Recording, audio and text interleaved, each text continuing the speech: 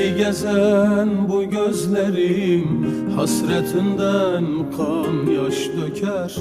Eğer işitse sözlerim ah çeker, dağlar diz çöker. Seni gezen bu gözlerim hasretinden kan yaş döker. Eğer işitse sözlerim ah çeker.